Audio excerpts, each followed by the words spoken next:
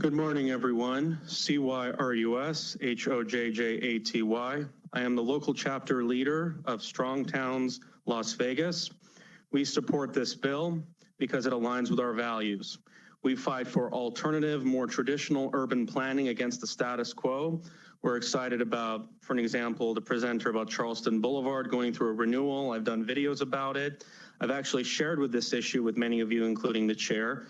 We want something that's more transit-oriented, mixed use, pedestrian-friendly, bicycle-friendly, but we also know that street design is also very, very important. And obviously, as you know, we have a problem with arterial roads, 6-lane, 45-mile-per-hour speed limits. Hopefully that can be addressed. We are very excited about more infill development, but we also believe that outward development can be done more effectively. In addition to the transit, we're very excited about a lot of efforts about the presentation. Hopefully we will see other options, not just light rail, but also personal rapid transit. One is being planned in San Jose. I talked about this in the RTC in 2016. So please do what you can and please pass this bill. Please more infill development. It's more cost effective, efficient on taxpayers. And I can't wait to get started on my projects. Thank you. Good morning, chairs and members of the committee. My name is Maria Nieto Horta, for the record, speaking on behalf of the Regional Transportation Commission of Southern Nevada in support of Senate Bill 28. As Nevada grows, the RTC has worked to ensure affordable housing, smart land use, and public transit infrastructure developed together.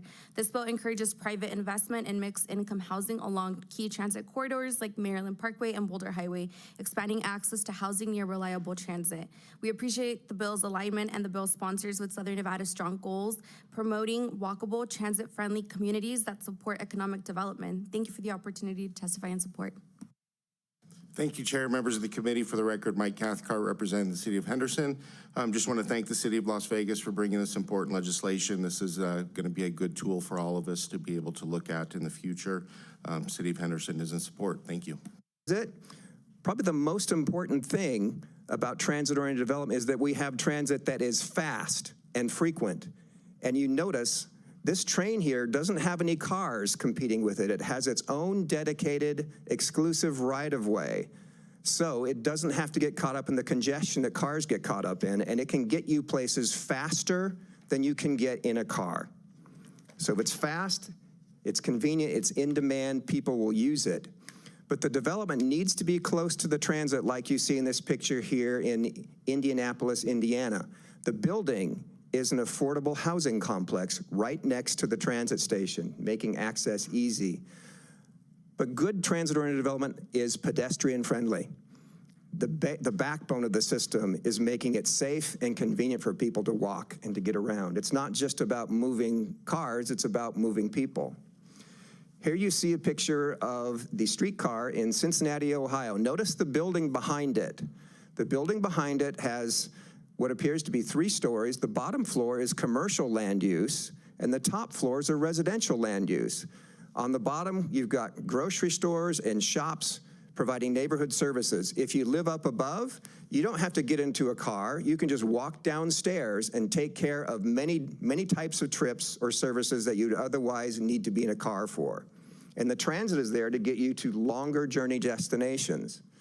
Here is a picture of one of the light rail lines in Seattle, Washington. The building just behind it that you can see is an affordable housing complex.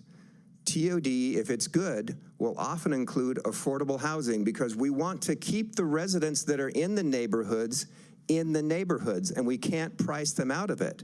And so affordable housing is a key component of good transit-oriented development.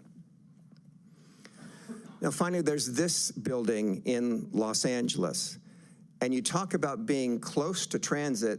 This is where we've kind of combined the development with the transit station itself. You can see that the train's coming out of the tunnel underneath the building. Now, I want you to look at this because this is a fairly sizable development, closer to high density development than it is medium. But the reason that this doesn't require a tax increase to provide this type of infrastructure is because this concentration of development will pay for itself. That's the bottom line here. And I'll explain that in just a few more slides. But I wanted to show you this map because the Regional Transportation Commission of Southern Nevada has been making great strides in providing a network of faster transit services, high-capacity transit. The red line that you see on the map is Maryland Parkway that's under construction. The navy blue line that you can see in the lower right-hand portion of the screen, that's Boulder Highway. That's under construction. The green line that goes from left to right is Charleston, and that line is under study by the city and the RTC right now. And we're talking about, these are transit stations, not your grandfather's bus stop. They have a lot of amenities, they look nice. Here is the Boulder Highway project, how it's going to look. And notice the center running guideway where the transit is in the median. Has its own guideway, so it doesn't get stuck in the traffic, and it has preferential treatment at all of the traffic signals. You have some of this infrastructure growing in northern Nevada as well, the Virginia Street Rapid Line. Now, the mayor mentioned that transit-oriented development and the financing for it using tax increment financing is not a new tax, nor is it an increase in an existing tax. And that's why it's probably the most popular tool around the country to build and fund transit-oriented development. But how exactly does that work?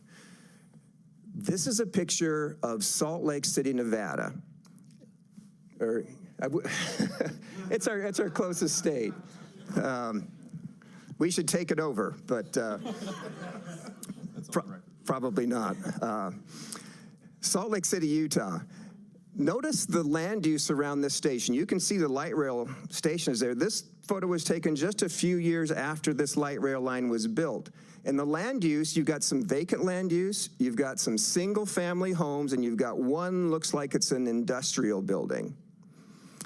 So, half a dozen single family homes, one industrial building, and some vacant lots don't produce a whole lot in property tax revenue. Not a lot. And the city, Salt Lake City, they are landlocked like city of Las Vegas is. They don't have room to expand out. They have to grow up. And so they said it makes the most sense if we're going to grow up to put the higher density, higher buildings close to the transit so people can use it better. Makes all the sense in the world. But they discovered that they needed some money to do that because the sewer and the water infrastructure there wasn't enough capacity to handle that type of development. And notice the telephone lines and the power lines are right in the middle of the sidewalk. They needed to take care of that. So they needed to come up with some money. So they had to finance it, and they sold a bond, and they used tax increment financing to do it. And they can sell bonds for up to 30 years in Utah, and we can do the same using the existing tax increment financing statute in Nevada. So they sold bonds, and the source that they needed to use to pay off those bonds is the existing property tax. But it's tough to do that if there are already existing government entities that depend on that property tax, such as schools, libraries, Salt Lake County, and the city of Salt Lake itself. So they really couldn't touch that source. But since they were selling the bonds for future development, they were able to sell them, and they did. And they got the money they needed to upgrade the water and the sewer and to improve the sidewalks and take down the poles and lower the lines. And a few years later, look what happened to that same light rail station in Salt Lake City. All of a sudden, they replaced half a dozen houses and one business with 250 residential units, condominiums, townhomes, and apartments, including an affordable housing complex built by a very reputable, not-for-profit affordable housing builder in Utah named Cowboy Partners. All of a sudden, they had 250 residential units just around that station and 24 businesses. And the fact that there was that density now right along this rail line in the station, and they did this at multiple stations in Salt Lake City. All of a sudden, that's a lot of additional people that You know, you got the former 6 homes and 1 business paying a nominal amount of property tax, but with the growth coming in of what you saw in that slide, all those condominiums, all those apartments, all those businesses on the bottom floor, that created a sizable source of people and businesses paying property tax.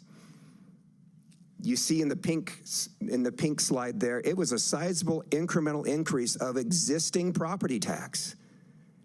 And it was so much that, and this is typical for tax increment financing, that they can retire the bonds well before 30 years. And what happens then is that there is an increased additional tax base that supports all of those government entities with additional financial resources, whether it's schools, whether it's libraries, whether it's the city, whether it's the county. And so they then have resources to build more of this type of thing, more affordable housing, and the rising tide floats everybody's boat. That's how it works, and that's why it is so popular. Now, what we're asking for you to consider today is to, as part of Senate Bill 28, we recognize there's existing statutory authority to use tax increment financing. It's been there for 30 years. We've used it extensively in the city of Las Vegas and throughout Nevada. And we will follow that statute in terms of how we set this up for tax increment financing areas and transit-oriented development in the city of Las Vegas or wherever it's used in the state of Nevada. That's important.